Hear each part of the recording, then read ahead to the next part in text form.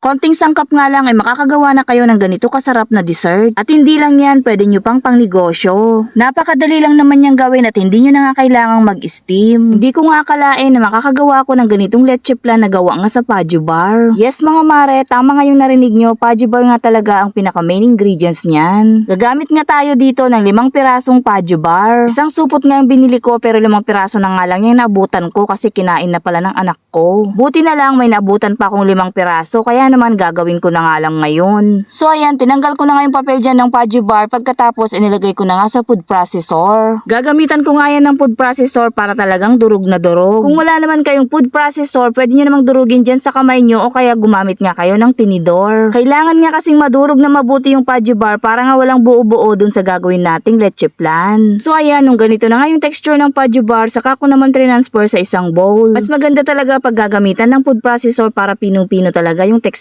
niya. At ayan, nung naisalin ko na nga sa isang bowl, ay sunod ko namang nilagay yung evap milk. Bali, isang lata ng evap milk ang ginamit ko dyan. Naglagay na nga rin ako dyan ng isang kutsarang vanilla. Sunod ko namang nilagay yung 2 medium eggs. At naglagay na nga rin ako ng isang kurot ng asin, pampabalansin ng lasa. At maglalagay nga rin pala ako dyan ng food color. Pero optional lang naman yan, nasa inyo na nga kung gusto nyo nga lang nalagyan. At ayan, nung mahalo ko na nga, ay nilagay ko na nga dyan yung condensed milk. Halu-haluin lang ulit hanggang sa mag-well combine yung mga ingredients. Mangangawit lang talaga yung kamay mo dito kasi wala kang tigil sa paghalo. So ayan, nung mahalo ko na nga mabuti ay sinet aside ko nga muna. Pagkatapos ay nagready lang ulit ako ng isang bowl at naglagay nga ako dyan ng 3 cups na tubig. Nung may lagay ko na nga yung 3 cups na tubig ay binuksan ko naman na yung unflavored na gulaman. Kailangan nga dyan ay halu-haluin munang mabuti yung powdered na gulaman bago nga isalang sa apoy. So ayan, hinalo-halo ko ang mabuti hanggang sa mawala na nga yung buo-buong powder. Pagkatapos ay sinalang ko naman na sa apoy. Hinalo-halo ko nga lang ulit para hindi magbuo-buo at sa mahinang apoy ko nga lang yan niluto. At habang hinihintay ko ang kumulo ay nagkaramelis na nga ako dyan ng sugar. Pagkatapos ay sinet aside ko nga muna. At ayan, nung kumukulo na nga yung gelatin powder ay nilagay ko na nga dyan yung leche flan na mixture. So ayan, hinalo-halo ko lang ulit. Kailangan lang talaga ng tiyaga dito dahil mapapagod ka talaga sa paghalo. Char. Nangawit na nga yung kamay ko dyan pero syempre for the go. So ayan, nung kumukulo na nga ay pinatay ko na nga rin yung kalan.